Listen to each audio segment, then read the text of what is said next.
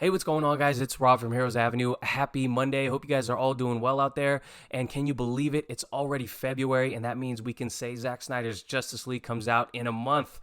Next month, I should say, and it feels damn good to say that. So we're definitely going to be talking about Zack Snyder's Justice League in a little bit.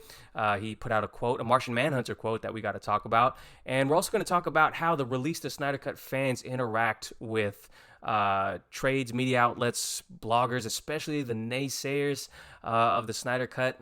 And it's a big topic going around in the fan community right now. And I'll tell you guys where I stand on it. And we're also going to give you some Aquaman 2 news, and that's going to be fun. So before we get started with these topics, please do give this video a like, subscribe to the channel if you haven't already. It really does help us out. And please do excuse the poster that fell down right behind me. I'll get it up soon.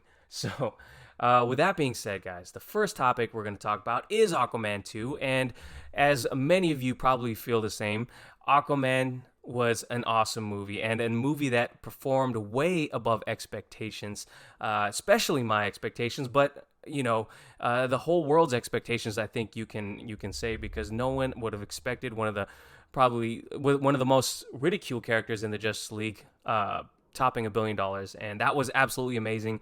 What a great time to be a DC fan when that came out. And we have some updates. So basically, we have Dolph Lundgren. I apologize if I said his name wrong, but he says Aquaman 2 may film in London this summer. So of course he played King Nereus, and he was actually a really good part of the Aquaman movie, and I can't say I've seen him in any movies since Rocky 4, and I was really excited to see his character, and I thought he did good in the role. So I'm glad he's going to be still a part of the sequel movie. Obviously, there's a lot of places the sequel can go, and I'm really curious to see how he will be involved in those plans, because we don't know what those are yet. But here's what he had to say at a virtual Wizard World event. So obviously Heroic Hollywood is not where he released this information, but he says this: I may be doing Aquaman 2 this summer, shooting in London, and that's coming out the following year in theaters, they hope. So, Aquaman 2 this summer, that means they probably have a lot of things pinned down in terms of pre-production. Most likely the story is already set in stone. I do believe James Wan is set to reprise his role as director, and so they must have a lot of things set in stone if this movie is going to begin filming this summer already. Now, in terms of whether or not it's going to be filming this summer, movies like The Flash have really made me curious, skeptical in terms of when someone says something's going to shoot, because The Flash was supposed to shoot a ton of times, and it just kept getting pushed back. So I'll believe it when they actually announce it, but it's just something fun to look forward to. If they shoot it, if they are indeed shooting it this summer, that's coming up. That's going to be coming up fast. We could hopefully see the movie in theaters, and again, it's hopefully, and who knows what's going to happen with that, but this is all good news for me. We haven't heard much in terms of an Aquaman sequel, because James Wan, I do believe, is working on his smaller project that he likes to do between movies called Malignant. He put out some teasers about that maybe a couple days ago. So I'm excited for Aquaman 2. I can't wait to see what they do with it. And there's been rumors. The other rumors that we've heard come from someone like Grace Randolph, who says that with all the Johnny Depp drama, Amber Heard, has been written in such a way that they can reduce her role if they do think that she may be a liability. So they may introduce a new female character. That's all stuff that is speculative. So we're not sure if that's actually the case or not yet, but we'll just have to wait and find out. So Aquaman 2, I'm excited. Hopefully they get rolling on that for sure. So let's move on to the next topic, and the next topic has to do with Zack Snyder's Justice League. And it was on Friday, I believe, there was a trending event where fans got together and made Zack Snyder's Justice League #trend. And I think I retweeted something, though I because of personal things, that I had to stay off social media, or I didn't have to stay off. I just wasn't on social media much over the past weekend. But let's see if we can find the image here. So here you can see what Zack Snyder posted in kind of Obviously, he helped the fandom kind of rally around him. And he says right here, or it's the picture of the cyborg that we've seen. And he went on to answer a lot of quotes from Vero, from fans. And a lot of other great YouTubers have covered those questions and that Q&A segment that he did on the Vero comment section. But here's the real big thing right here.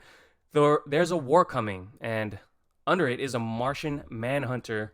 Well, this is essentially a Martian Manhunter quote, which is pretty insane because, one, this is a picture of Cyborg, not Martian Manhunter, and obviously he probably doesn't want to spoil the whole Martian Manhunter look and the scenes themselves, although we know that knowing that Martian Manhunter is going to be in the movie is a surprise and it's kind of a spoiler in itself, but, that I think that was done before he actually knew the cut was coming out, so it's cool.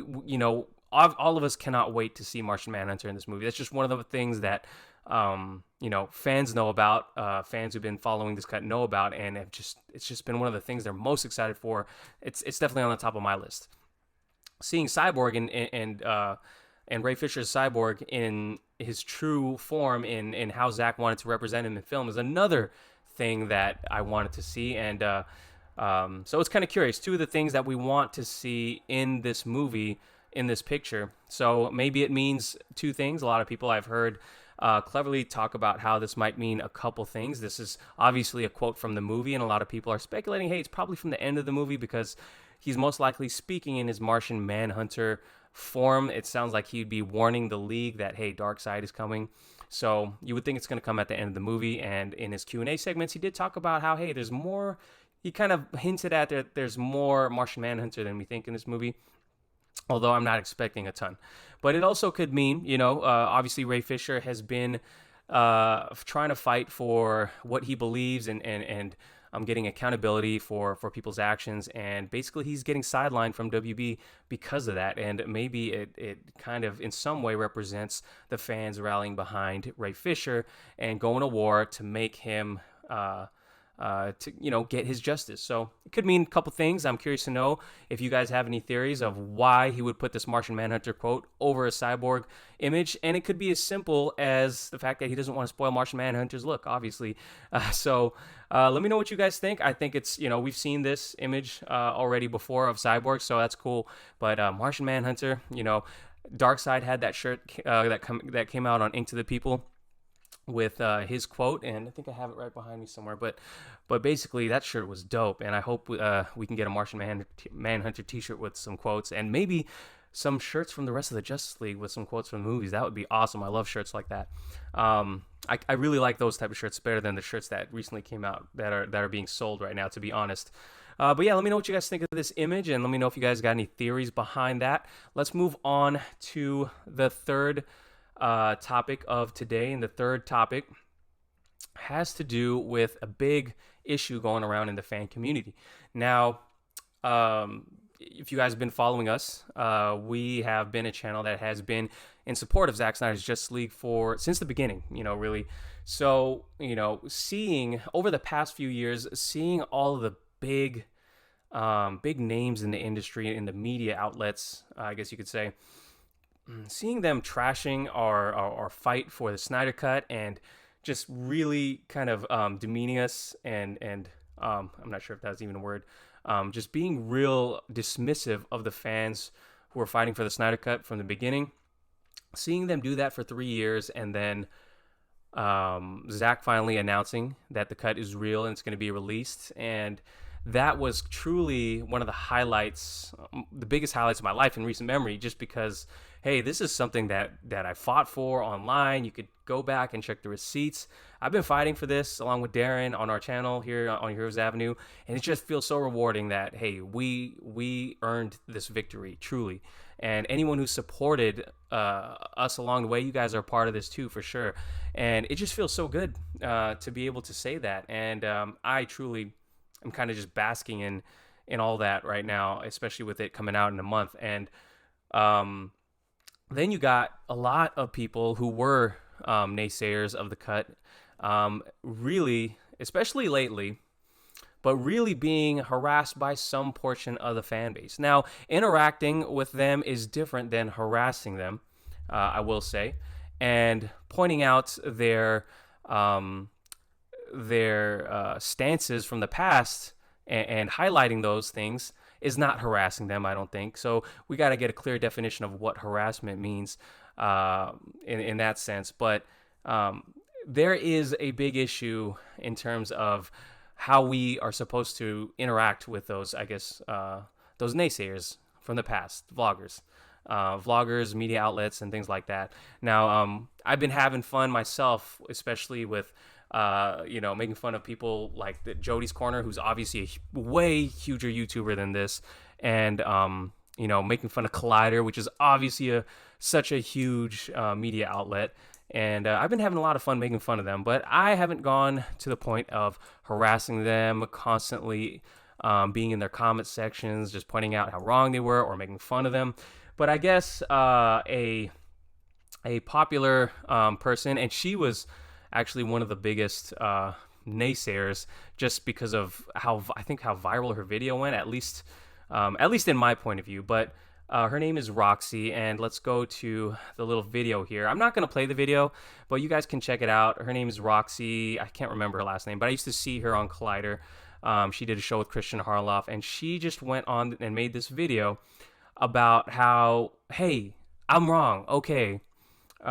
She basically admitted how wrong she was in terms of the Snyder Cut, and she acknowledged it, and she's just talking about how much she's being harassed on the daily from the Snyder Cut fans, and it's not all of them, but she was just like so sick of that, and I think she was talking about how this, the Steve Weintraub situation as well. But then I'm seeing other. So I'm seeing people like the person who is tweeting this right here, Jumbled Beats at Maintario says, it's absolutely ridiculous how fans would continue to gatekeep and push customers away from the Snyder Cut. If any of you want to see the Snyderverse restored and it not to be a cul-de-sac, then stop it. So it exists for all of us to enjoy, and I totally agree. And I agree that it exists for all of us to enjoy, and I do believe that we need to get as many people on board with this as we can. I posted, the Zack Snyder posters on my personal Instagram when they came out, and I got to tell you, there was people asking me from all walks of life, like older people, younger people, middle-aged people, just being like, hey, what is this? Am I missing something? What's going on here? So there's a lot of people who don't know what's going on, though we do live in our own bubble here, especially following comic book movie news, DC news especially. We live in our own bubble, and we know all the details, the ins and outs of this cut, and the story that got us here. I had to explain that to all the people who messaged me about that poster, because I was like, get that trash cut off HBO Max, Zack Snyder's Justice League, and yeah, it's really confusing to people. So I do think we do need to cast a wide net of people interested in this movie. So I do welcome all the naysayers to come and give this movie good coverage. Well, coverage it deserves. I don't want anyone to be lying just to get on the bandwagon. Give it the coverage it deserves, but talk about it without that slanted point of view, without the dismissing tone that they have been. I do welcome that. But then, with this person saying this right here, it is going to be troubling to some of the fans who had interacted with those people in the past and were dismissed so flippantly, I guess you could say. So, there is a fine line in terms of, being able to harass someone or calling out where they were wrong. I do believe you can call out where they were wrong, and you can joke and poke fun at it. It is the internet. This internet exists for all of our enjoyment and to express ourselves. But I do think there needs to be drawing the line with harassment. We need to be able to hold people in account.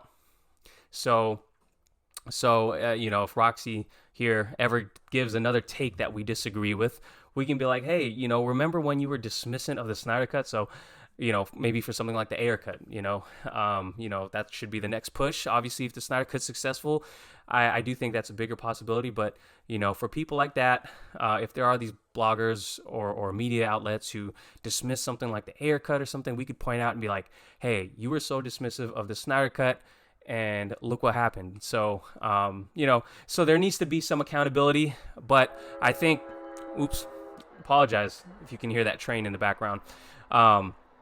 But yeah, that's kind of where I fall on it. I do think we need to be able to hold people accountable, but going and harassing someone all up in their comment section 24/7 every day, telling them, and especially if you're issuing threats, that's a line that doesn't need to be crossed. So I do think open dialogue is important, and being able to hold people into account is important too. So that's where I fall on that, and I hope that wasn't confusing my answer, because we got I'll give you an example. Good friend film gob over here, I liked his comment too. Where is it at? So here we go. And I'm not. I think he responded to that directly. And so Film Gob said, shout out to Film Gob. Make sure to follow him. Funniest videos. Love that guy. He's a guy who's been fighting for the Snyder Cut 2 this whole time, and here's what he had to say. They tag Zack Snyder as if he has any interest in their shit, when in reality it's them who fucked the fans, and fans fought back. Now Snyder Cut is trending, and they come out and want our attention/friendship. If you say people change, BS, then you've learned nothing in the last 8 years. And then he's retweeting his own tweet. Fuck that. No apologies. No ass kissing. We go hard against the bloggers. Their clownery must not be tolerated. Hashtag Snyder Cut. So you see where he stands on this. I'm not sure if anyone attacked him directly or accused him of anything, but I have seen other people talk about their stance and kind of defend their actions in terms of criticizing those those naysayers. So if you guys have any instances, and I know we do have people in our subscribers, we have subscribers here who have mentioned and messaged us that, hey, I'm always harassed because I didn't like Snyder's cut, and I'm always harassed, so that's why I hate Snyder fans.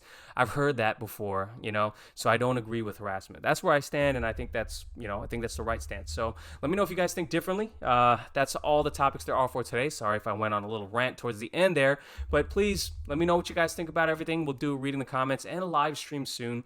When I do get the time to do that, I'll announce that. Thank you guys for watching. If you did enjoy the video, please give it a like, subscribe to the channel if you haven't already, and I'll catch you guys later. Peace.